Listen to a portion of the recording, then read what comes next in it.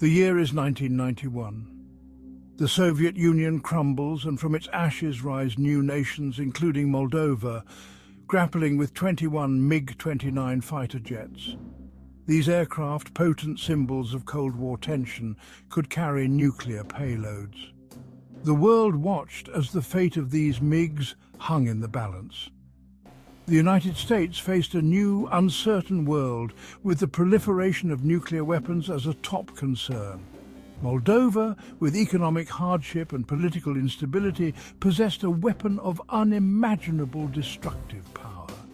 The international community held its breath, aware that the wrong decision could have catastrophic consequences. The United States found itself at a crossroads. Should it risk letting these weapons fall into the wrong hands, or take a gamble on a high-stakes purchase? The answer, as history would soon reveal, was a resounding yes. The United States launched the Nunn-Lugar Cooperative Threat Reduction Program. This initiative aimed to work with former Soviet republics to dismantle and secure weapons of mass destruction. The program provided financial assistance, technical expertise, and equipment to countries like Ukraine, Belarus, and Kazakhstan. Despite challenges, Nunn-Lugar achieved remarkable success, significantly reducing the global nuclear threat. It demonstrated that even former adversaries could cooperate to avert a shared threat. Moldova's MiG-29s presented a unique challenge. These advanced fighter jets were capable of carrying nuclear bombs. Moldova's precarious situation raised alarm bells in Washington.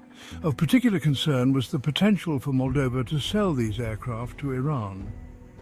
The prospect of Iran obtaining MiG-29s was a nightmare scenario for US policymakers.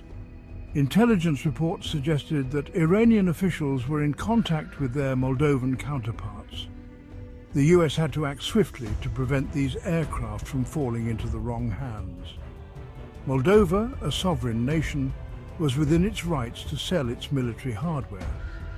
However, the potential consequences of such a sale were too great for the United States to ignore. The Clinton administration viewed the situation with growing unease. In 1997, the United States made a bold move. Utilizing funds from the Nunn-Lugar program, the US offered to purchase all 21 MiG-29s from Moldova.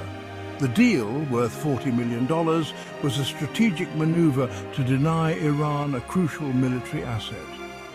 The US also included humanitarian aid and non-lethal military equipment for Moldova. The deal faced criticism, but was defended as a necessary evil. The Clinton administration argued it was a small price to pay to prevent a potentially catastrophic outcome.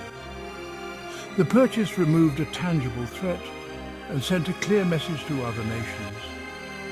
It highlighted the difficult choices nations must sometimes make to ensure global security. Following the purchase, the 21 MiG-29s were flown to the United States.